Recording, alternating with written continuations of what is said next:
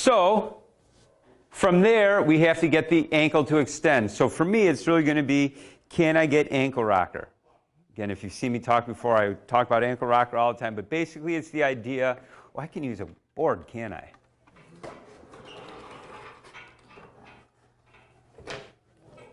Ta-da! Foot, shank, Nice. sailboat, duck, goose, however you want to do it.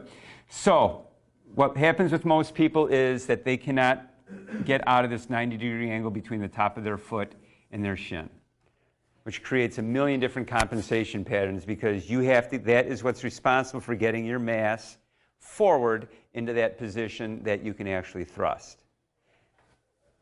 Because we've been locked in, and what kills everyone are all the elevated shoes that we wear where the heel is higher than the forefoot, creates all kinds of problems because that becomes your ankle rocker. You walk around in those crappy shoes, however many steps a day you're counting on your device, you just reinforce this pattern. In fact, one of the biggest things that I see with average athletes is their inability to use that entire joint to do any kind of movement. Ankle rocker is, I'm going to change colors because I can, is when I move, that shank moves forward. Now, quite simply, my mass moved just because I can bend my ankle. Once it bends, it creates a tension into your Achilles here, which actually creates the spring throughout your foot, and that's what gives you your power to go. If you do not have ankle rocker, you're not going to run fast. You're going to get hurt. You break. So how can I get that ankle rocker? It is, your six-pack here. It's underneath the top six-pack. In between, it's actually the third and fourth rectus. And you're going to rub in there.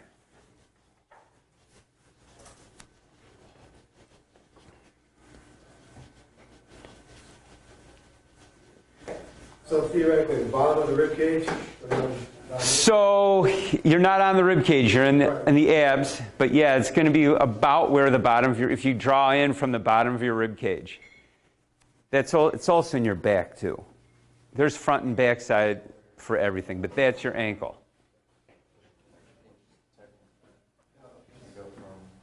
Does that poster show this one? Huh? Does the RPR poster show? Oh yeah. It's got everything. It'll be like two dots. You'll see like two dots.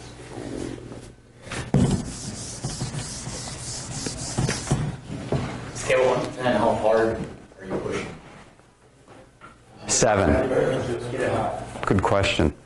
Yeah, get it hot. Good way. Good way. So like when you feel tender areas, stay there. Yeah. Building out from there, your lats.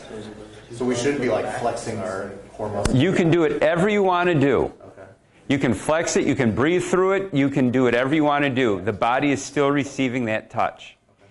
And again, your body responds to touch faster than it responds to a lot of other things.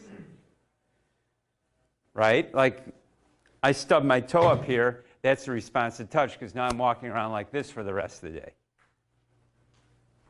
There's varying degrees. Touch is touch. Your body might say, well, that was like a 10, but really it's you respond to touch. Yes, or input. Are you pushing through tightness there and you really want to feel a little burn, or are you trying to relax and get deeper? Well, your choice. You can fight through it, you can grit it. Some people scream, some people think it's great.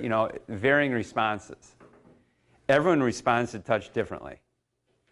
Some people, especially adult men, are incredibly ticklish because they haven't been touched in their torso forever, and all that fascia is locked up. Ticklishness is a fight or flight response. I mean, you're ticklish when you're a baby because when the bear grabs you, you can squirm out and squirm out. It's a pernicular reflex. Some people haven't lost that. So from there, we're going to go to lats. I know lats are great for rows and chins and all these other things, bringing your elbow to the side, but really your lats are a spinal stabilizer. What does that look like when you run? This kid who's got like I look for huge spaces in between their elbow. when their foot's on the ground, that's because their spine is going this way instead of just staying rigid as I'm going this way. So my lat spot is actually my third rib up underneath the nipple. Really big bench pressers and power lifters have crappy lats because they've used a bench to hold their spine in place.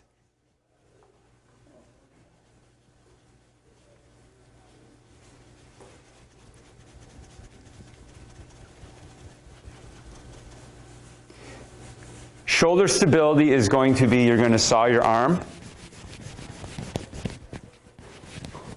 Again, if I had more time, guys, I'm taking an 8-hour class and making it into hour 15.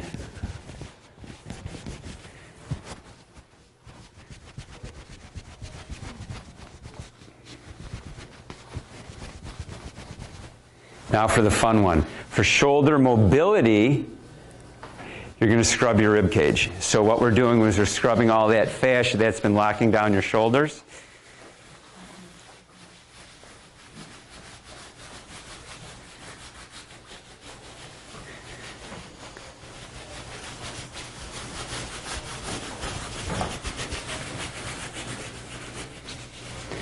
Next stability for concussions is underneath your collarbone.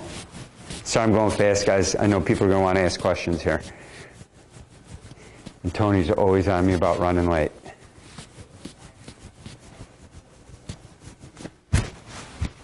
You're causing all the problems because you talk too long. So how important is the order? Very? So Very? Neck down, basically going out of order. Not as good. The order you're going in right now. Because what does your body understand the most? Gait. How to move. That's what we're built to do. We are moving creatures. So we're trying to reinstall a better gait pattern. Kind of going center out. Center out, so we're exploding from the middle. Abs is karate chopping inside your thighs.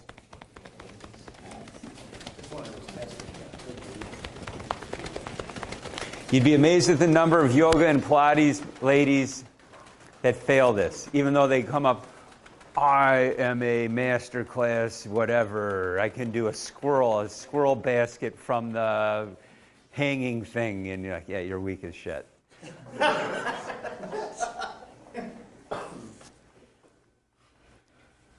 So now get up, do 2 belly breaths, and bend down and touch.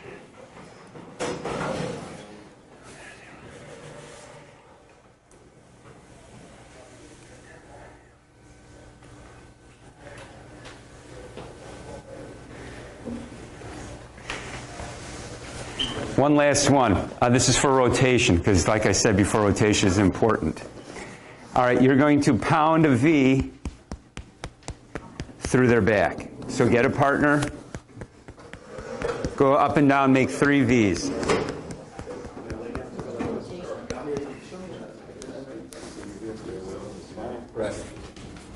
You're in good shape. Thank you. Good work.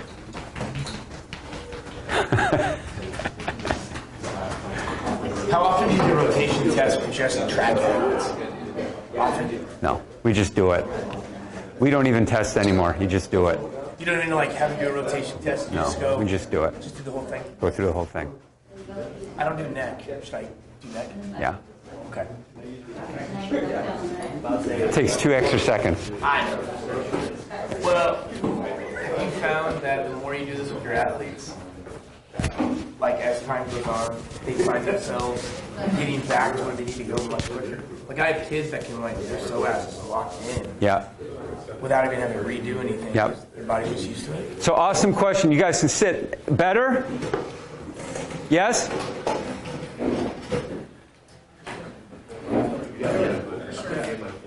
There were 2 like behind on the ear, Yeah, I don't want to freak people out this morning. and then the one by the jump. Yeah, I'm not going to freak people out this morning. So, JT asked 2 awesome questions. First one, how long does it last? We don't know. You can get into a body position and you can shut off. Like we did a thing with the Cleveland Browns where we held up, or was it the Bengals? It was the Bengals. When they sucked. If you held up something black and yellow in front of their face, they went weak. Who's black and yellow? The Steelers. So anything can put you down into some kind of fight or flight phase. It can be eye positioning, it could be what you smell, it could be your thought of something bad happening. Anything can put you into fight or flight. And like I said, because we live in a freak out society, it's a lot. Keep checking your phone. Did something happen? Did something happen? Did something happen? Oh, it didn't happen, but it's going to. It's going to. I'm going to get a bad text. I know someone's going to be pissed about something somewhere.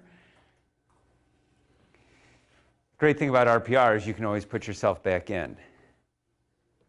Now, as JT asked or said, you know, I'm finding the more my athletes do it, the more that they stay on and they become more resilient. Yes, that is true. The more you do it, the more you're going to stay in that position. Because that's what your body knows. Your body starts to say, yeah, I'm much more resilient. This feels pretty good. This makes me feel like Superman. That overrides this fear society that we live in. Now, some people, you'll get halfway through and you'll see them all of a sudden. Never forget, I was in Winnipeg. I was resetting this guy doing an RPR class up there. And this big guy, probably 6'7", claimed to be a really good basketball player. Didn't believe him. Didn't believe him. And halfway through, he looks at me, big dude, looks at me and goes, give me a minute. And he gets up, and all of a sudden, he looked like a completely different person. I'm like, ooh. He goes, I'm going to go downstairs. And so downstairs was a basketball court at this facility we're at. And next thing I know, I see him grab a basketball. He spun it backwards, grabbed it, took 3 steps, and did some crazy dunk. He goes, I haven't done that in a while. I call that Superman mode. He instantly, his body goes, I remember this now. And all of a sudden you see, kaboom. Now, I don't know how long he held that for or whatever, but he knows how to put himself back in.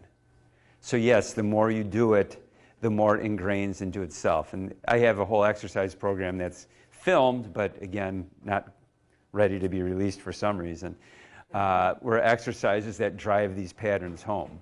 Really basic stuff that you can do anywhere. Just to try to help stay in that, because people always feel like the need that I have to have an exercise to go with something, because there's no way just by pressing this that it works. Cal just has got research out. It's really good. He is doing RPR in between sets, and I don't know if you haven't been there to his facility, it's crazy, because he has testing stuff everywhere. He even has a little testing room where he takes people in, and he's got all kinds of equipment. Like I said, some guy bankrolls anything that he wants and says, if any administrator steps in and tells Cal no for money spent on stuff, I'm cutting funding.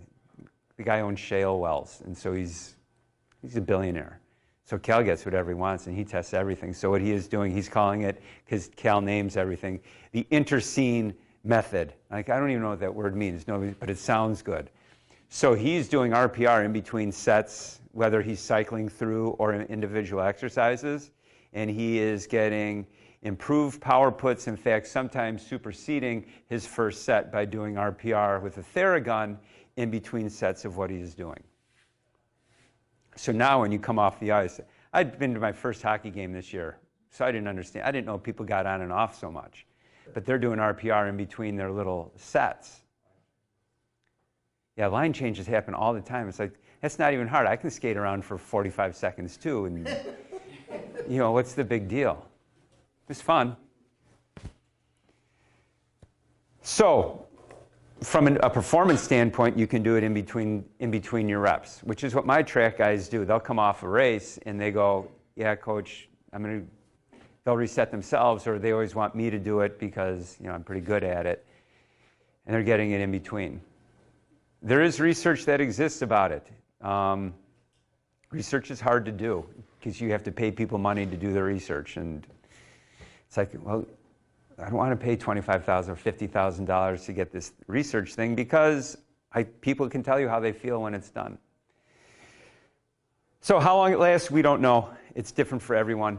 The thing is, you can put yourself back on pretty quick.